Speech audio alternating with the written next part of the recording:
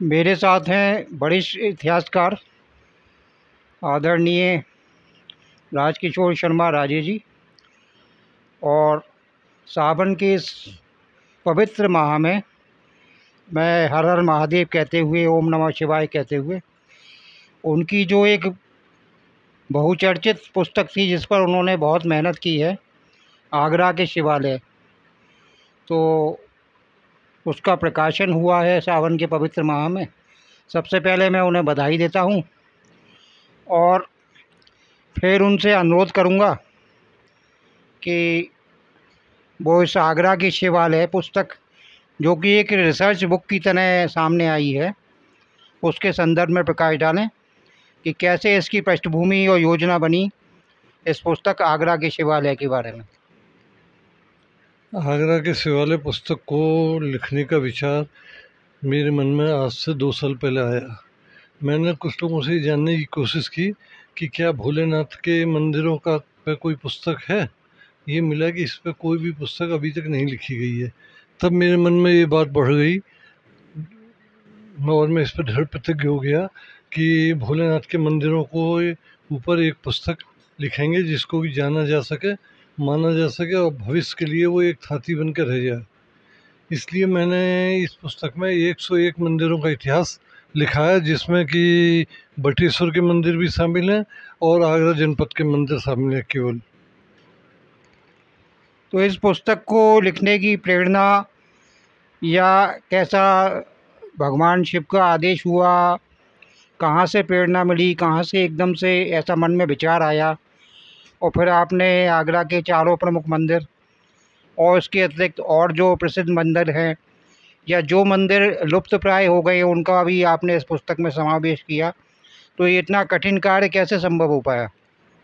देखिए, जो आगरा के चर्चित मंदिर हैं उनके विषय में तो सब जानते हैं कि क्या है, लेकिन वो मंदिर हैं जो कि लुप्त प्राय हो गए या ज़्यादा चर्चा में नहीं है, मैंने उन मंदिरों का इतिहास लिखने की विशेष कोशिश की और जो जाने मन मंदिर हैं उनका इतिहास तो लिखा ही है।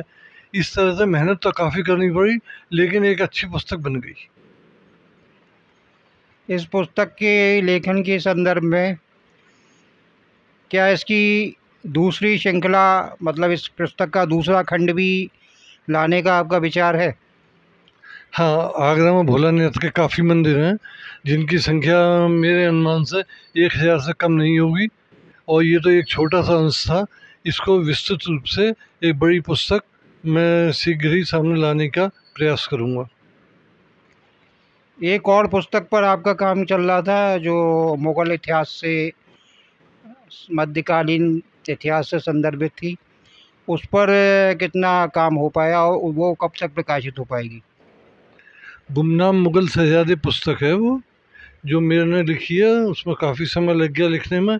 उस पुस्तक में बाबर से लेकर बहादुर शाह जफर तक जितने मुग़ल सम्राट हुए उनके इतिहास तो लिखा गया है, हर आदमी जानता है, हर आदमी पढ़ता है, लेकिन इनके 2-2 3-3 भाई भतीजे भी हुआ करते थे जो कि अक्सर गद्दी पे बैठने वाले के द्वारा मार दिए जाते थे या डर के मारे भाग जाते थे या उनको जेल में डाल दिया जाता था, उसमें ही उनका जीवन समाप्त होता था।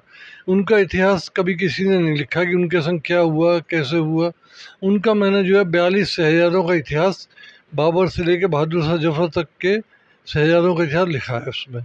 वो पुस्तक मेरे ख्याल से अगले महीने मार्केट में आ जाएगी।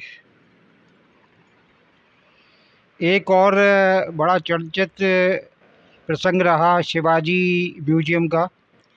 तो शिवाजी म्यूजियम के संदर्भ में आपने जो स्थान चिन्हांकित किया था संबंधित पुस्तकों के आधार पर और रिसर्च के आधार पर, और इस संदर्भ में आपने उत्तर प्रदेश सरकार और महाराष्ट्र सरकार दोनों को सूचना दी थी, पत्र भी लिखा था।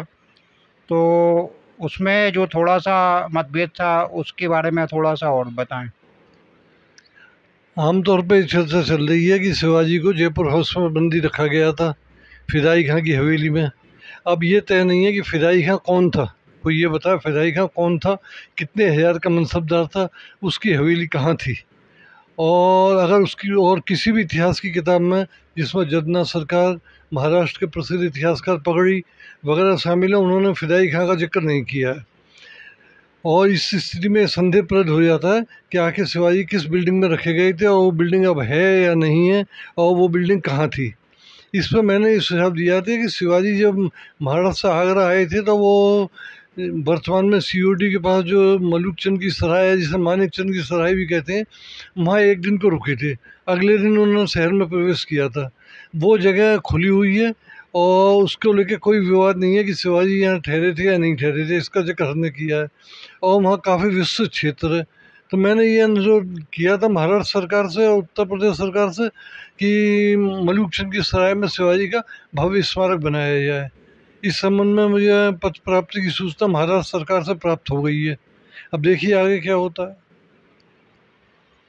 इसके साथ में आप अपने फैंस को, अपने चाहने वालों को, अपने श्रोताओं को, शुभचिंतकों को कोई संदेश आप देना चाहें? सावन का महीना है। इस महीने में तो केवल भोलेनाथ ही भोलेनाथ हैं। उनकी आराधना, उनके पूजन और उनकी भक्ति में ये माह व्यतीत होगा। अगले महीने नया कार्यक्रम कोई बनाया जाएगा। तो ये वार्तालाप रहा हमारा प्रसिद्ध इतिहासकार राजकिशोर शर्मा राजे जी के साथ में। आप सब लोगों का बहुत बहुत धन्यवाद, बहुत बहुत धन्यवाद सर, आपसे वार्तालाप करने के लिए। Thank you very much.